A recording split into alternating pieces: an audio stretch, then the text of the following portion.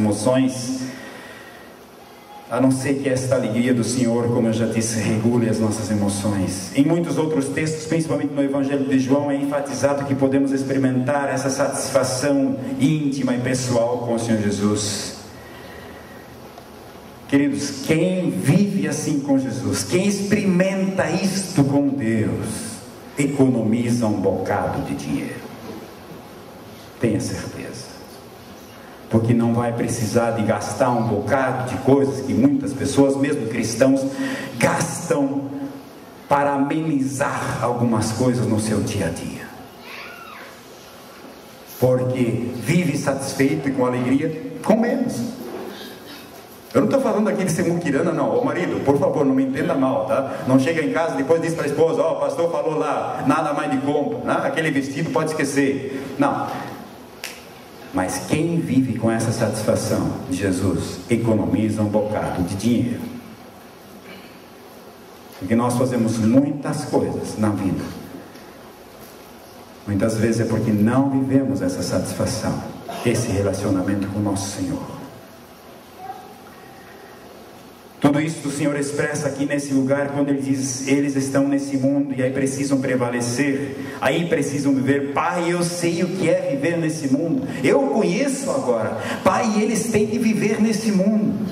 Por isso, Pai, eu peço que dês a eles essa alegria completa. E Jesus quer que nós sejamos capazes de suportar essa tensão entre estar no mundo, não ser do mundo, mas estar no mundo, o já e o ainda não. A Bíblia fala desse já, mas ainda não. E é importante aprender como viver nessa tensão, sem ser consumida por ela. E Jesus inclusive diz: vocês vivem no mundo e experimentarão todo o ódio do mundo. Estejam certos, diz o Senhor nessa oração, o mundo vai odiar vocês. Vocês não pertencem ao mundo. Isso não é mais o vosso jeito de pensar, não é mais a vossa mente, não é mais a vossa maneira de sentir. O que as pessoas do mundo querem, isto vocês não querem. Eu creio que isto são palavras muito fortes e duras. Como está essa questão em nossas igrejas? Eu creio que um dos maiores problemas é a rota dramática da mistura, da mescla, da amálgama de valores cristãos com valores que não pertencem ao povo de Deus. Aliás, o Rubens Amorés, no seu livro Icabod, ele já fala disso, porque se fala muito no meio evangélico da guerra espiritual, dos demônios e tudo mais. Ele diz: há uma guerra espiritual que é muito mais poderosa, que nós não estamos percebendo, que é quando nós não sabemos mais fazer a diferença entre os valores, os conceitos de Deus para a vida e dos valores que não são de Deus, mas que estão mais e mais entrando no meio do povo de Deus, entrando na igreja, sem que nós estejamos percebendo. Aliás, estávamos contando, nossos amigos argentinos, que foi aprovada nesses dias a lei do casamento homossexual na Argentina. Isso está sendo gravado, mas eu falo assim mesmo. Posso ser processado depois, mas há valores, há conceitos que a palavra de Deus coloca muito claramente. E porque o mundo diz que é correto, que é certo, nós estamos começando a adotar muitas vezes muitos conceitos. Não posso entrar em detalhes agora, tantos detalhes. Estamos assumindo, estamos tomando a forma muitas vezes desse jeito de ser. Romanos 12 é tão claro, quando Jesus diz assim: não tome a forma, não se deixe formar pelos conceitos do mundo.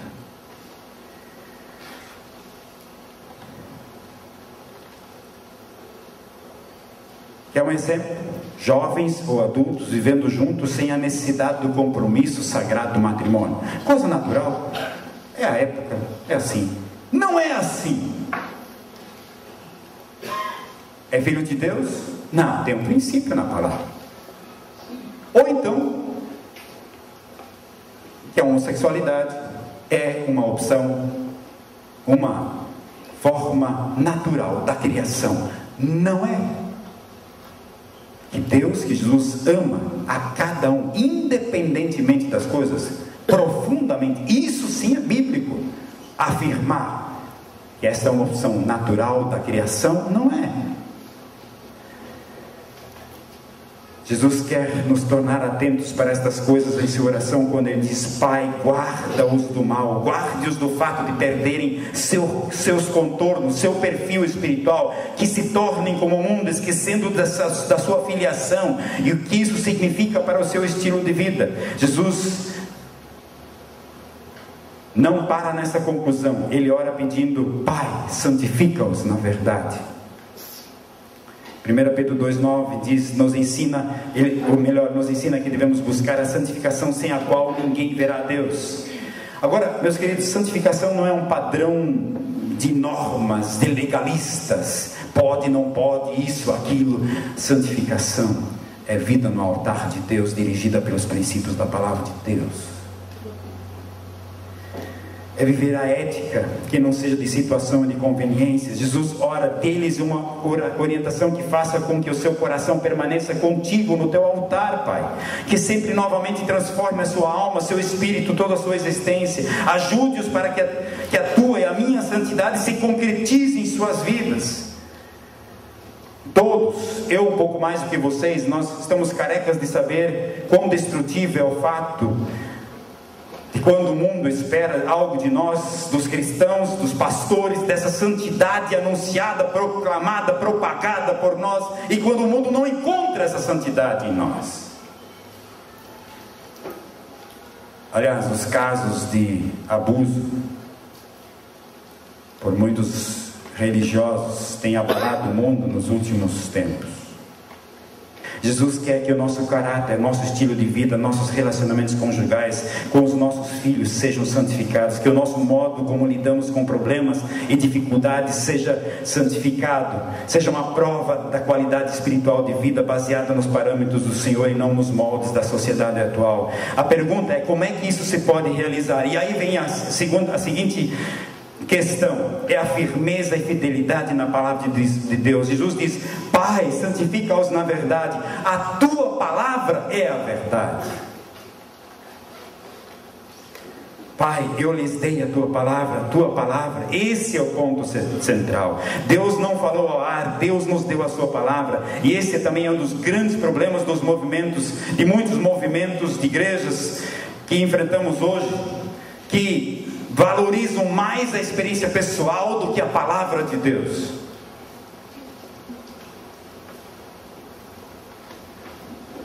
E eu gostaria de, todos nós sabemos disso, mas eu gostaria de pontuar isso claramente.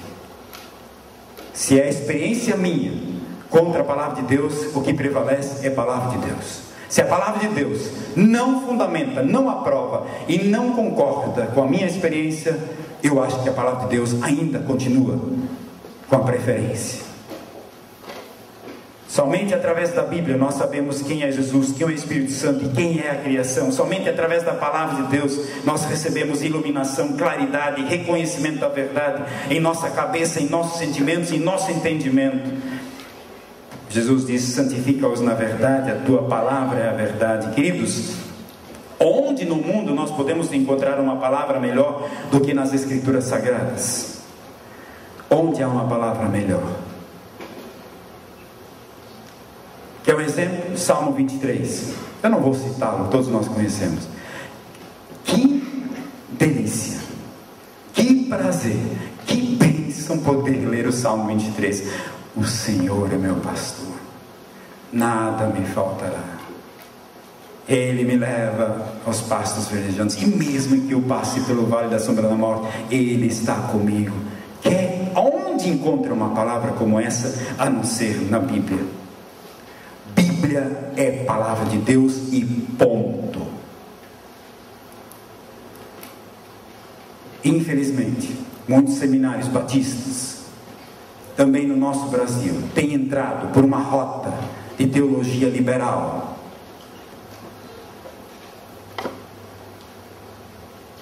que está jogando muitos textos da palavra no lixo, infelizmente. É impressionante observar isso, e eu fico angustiado quando eu vejo essas coisas, essas tendências, e parece que nós não aprendemos com a experiência dos outros, parece que nós não aprendemos vendo tanta teologia ideologia na Europa que vai nessa direção, que foi nessa direção e que destruiu a força, a fé, a segurança do povo de Deus, vida. E agora a gente tem que imitar. Eu não tenho nada contra o estudo profundo da palavra de Deus, que seja de várias formas, com modelos diferentes, crítico, não há problema, desde que a palavra de Deus permaneça a palavra de Deus, e não seja transformado em contos de fadas, em fábulas, em sonhos e outras coisas mais. É nossa responsabilidade cuidar para que a Bíblia permaneça Bíblia. É ela que nos dá a força, ela que nos santifica, ela que é a nossa base, ela é que é a nossa estrutura como povo de Deus. Se não tem crescimento, não tem força, não tem vigor. Queridos irmãos, liderança do seminário de Ijuí, eu espero que Ijuí continue sendo o lugar da onde sai essa força, esse fluir de pessoas preparadas, com profunda convicção e compromisso com a palavra de Deus, abençoando as igrejas. E por último, Jesus ora pelo nosso propósito de vida, a nossa missão. E ele diz: Pai, assim como tu me enviaste, eu os envio a serviço do reino de Deus. Jesus orou por você e por mim, e é pelo resultado dessa oração que nós estamos aqui. E Ele queria que nossos relacionamentos fossem abençoados, fossem limpos, fossem saudáveis. Ele queria que as nossas emoções fossem de uma profunda satisfação e alegria na plenitude do gozo dele. Ele queria que nós permanecêssemos na sua palavra, e que essa palavra fosse a base da nossa ética, dos nossos relacionamentos, da nossa santificação. E aí ele orou dizendo: Pai, assim como tu me enviaste, agora eu envio a eles. Que Deus nos abençoe e que nos encha de alegria pelo fato de Jesus ter orado naquele dia por você e por mim. E porque o Pai, atendendo a essa oração, nos abençoa, nos protege, nos fortalece, nos coloca no caminho, nos dá a visão, nos dá o poder e nos dá a graça, e nos manda e nos envia para aquilo para o qual Ele nos chamou. Que a graça de Jesus complete tudo aquilo que eu não pude dizer nem soube falar.